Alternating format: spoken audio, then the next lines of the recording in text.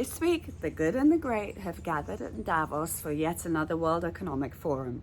One of the many themes being discussed is the impact of cybersecurity. The increased focus of digital infrastructure on our personal, professional, and civic life has brought about a new level of sophistication in cybercrimes, and this is one of the themes that's emerging from this event. Companies across every industry have increasingly more value stored in their digital assets than ever before. And with the advances in AI and machine learning and cloud computing, these create a new security paradigm that has the potential to disrupt established players in this space. So it doesn't come as any surprise that banks, retailers, and even social media providers have a level of unprecedented and increased heavy scrutiny on their access to personal data. After the Cambridge Analytica post-election congressional hearings surrounding Facebook and other social media platforms, with the rise in terrorist groups using them as a recruiting platform and the emerging information on Russian troll farms, it comes as no surprise to see lawmakers considering imposing new legislations on social media. In the US, we've seen many legislators strongly suggesting imposing pretty powerful regulations during the Facebook hearings a while ago. But really, despite the outcry that we had and the circus that we saw, we haven't seen any meaningful measures being put in place.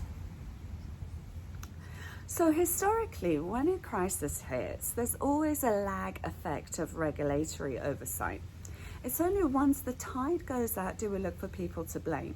And of course, market cycles greatly influence the legislative process, as we can see historically. For example, the SEC was founded at the bottom of the Great Depression. We signed the Investment Companies Act at the end of the worst bear market ever. Glass-Steagall was put in place right at the bottom of the Great Depression, and we revoked it at the market peak in 1999, right when it was most needed. So by definition, governments are really no different from any committee. And committees are never really proactive about anything, whether they're a neighborhood watch committee or whatever, but they seem to be more like herds. Here's the concept I want to look at. We looked at governments or regulators or committees to lead us, as though they are going to lead us through something. But the truth is, they don't actually lead anything. None of these institutions are anticipating anything, and all they do is end up cleaning up the mess after the fact. This is why governments and the legislative issues always lag, they never preempt. So, if you're in this space, you need to look at the nodes of your operation, because somewhere in your behavior, you're sowing the seeds for the next legislative blowback that follows every recession.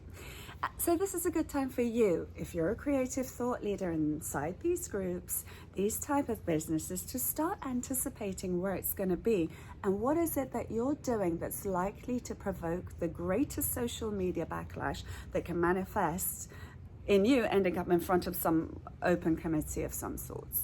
So here's my 2 cents to you. Private enterprises are in the business of anticipating future consumer demands. So why don't large corporations in the corporate sector deploy that same forward vision to legislative changes? Why don't they do that?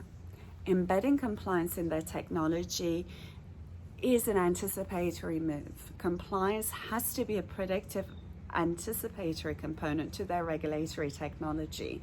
And if they don't have somebody, they're always going to be at the whim of a committee, which is at the whim of whatever market cycle is, which is at the whim of the voters' appetites. This is a huge, huge piece that's missing for me. As I said, private enterprises are in the business of anticipating future demand and future change. But when it comes to anticipating future legislative change, they are so lacking. They're terrible. And they're often left having to write huge checks to attorneys to keep them in the good graces of the public. So the question is, if you're in this space, who's your team? Who's working on this and who's thinking about these things? Your thoughts? You'll hear from me soon.